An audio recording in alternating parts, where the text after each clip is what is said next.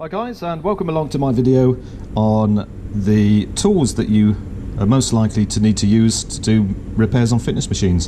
I'm going to take you through the contents of my toolkit here and just walk you through why we use the tools we use and give you some tips and basic safety advice. So let's start off with the most frequently used tool, which is this one here. This is a Phillips screwdriver. It's an electrical Phillips screwdriver because it's got the protective sleeve along the shank here. I'd recommend one of these, and you can tell it's a Phillips because of the type of crosshead it's got there.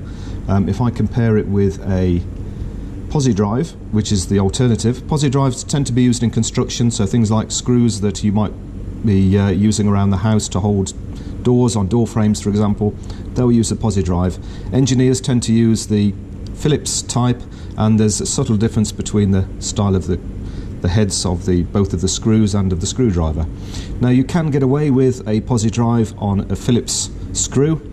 There's a Phillips screw there, but because of the extra flutes it doesn't quite sit as well in the head, and if the head of the screw is corroded and it's not been out for many years, then what you'll end up doing is rounding off the head of the screw. Then you'll realise you've got the wrong screwdriver, and when of course you try to use the proper one, which is the Phillips, it will no longer engage. And you can see the engagement there with the Phillips screw, whoops, is a lot better. It's a lot more positive.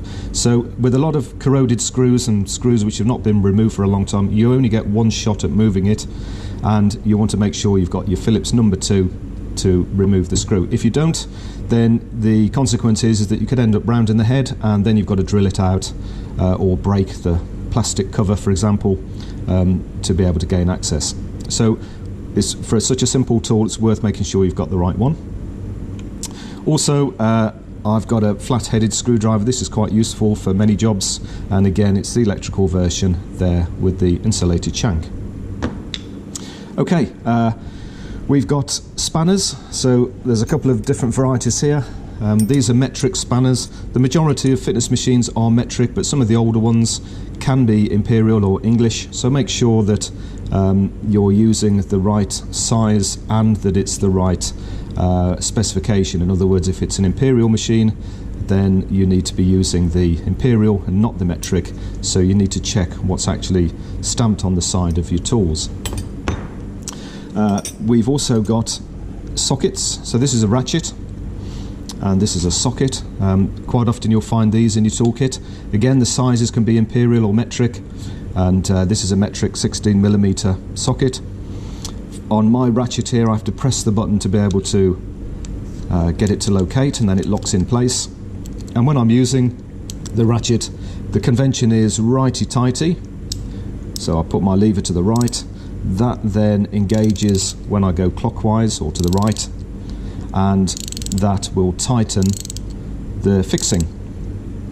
Equally, if I flip the lever to the left, lefty-loosey, that engages then when you go to the left or anti-clockwise, and that's for undoing.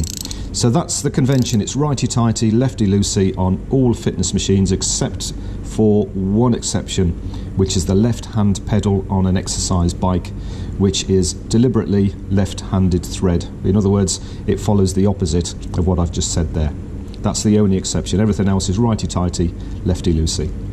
To change the socket on mine, press the button in again, socket comes off, and we can fit different sizes. So that gives you an alternative to your spanners. There's always more than one way of doing a job, so just think about the tools you have and the best approach. Sometimes there's a specialist tool that we need to use, so to get pedal arms off on exercise bikes or crank wheels on cross trainers, you probably are going to need a crank extraction tool, which is one of these. You can buy these online or from cycle shops. It's a standard fitting, and there's a separate video of how that works. But bear in mind, if you do need special tools, then it's always best to get it, because there is no other way to remove wheels and pedals if you need to do that. Another specialist tool is a circlip plier. That is a circlip, again relatively inexpensive, but if you have circlips that you need to remove, for example to get bearings free or to get shafts through bearings, then you're going to need a circlip plier. They go into the holes on the lugs of the circlip just like that. Make sure you've got a good engagement. Give the circlip plier a squeeze and you can see how the circlip opens out and can be then removed, drawn off the shaft or drawn out of the hole, depending on whether it's an internal or external circlip. This is an external circlip. There's another set of pliers for internal ones, so be careful to use the right tool. Generally they come as a set, so if you're buying them you'll probably end up with an internal and an external one as part of the set anyway. I would also recommend, if you're going to be doing circlips, safety glasses, because these have a tendency to ping off and you can lose them over the other side of the room, and for that reason they can also end up in your eye, so make sure that you've got some safety glasses when you're going to remove circlips. Okay, what else have we got? Let's take a look at these long nose pliers. They're always useful for pulling off electrical connections. Sometimes if you want to change a circuit board, you've got to get your hands into a very, very restricted space, and a pair of long nose pliers like that can be very handy for carefully extracting connectors. Make sure you actually pull on the connector itself and not the end of the wire. Here's an example. These connectors here, what you want to do is actually pull on the connector itself and not on the wire. If you pull on the wire, what will happen is that you'll pull the connector right off the end of the wire, and then you've got another job to do on top of the work you're already undertaking. Just while we're on wires as well, we've got we've got snips or wire cutters. They're very useful for obviously cutting wires like that, and then you can remake ends. There's a separate video on that.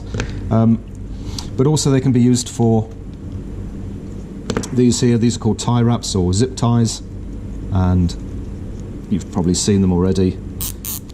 They're used to hold cables in place. So for example, you'll tend to find them like that, bundling up cables. So they're very useful for cutting through the plastic to break the tie wrap.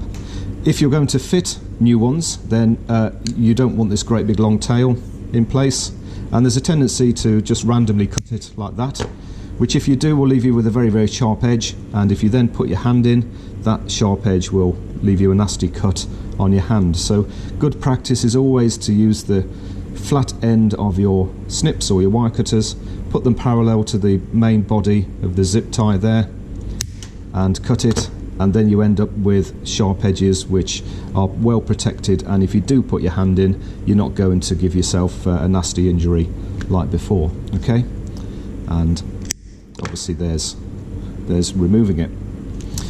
You can also use electrical insulating tape if you're going to bundle wires together.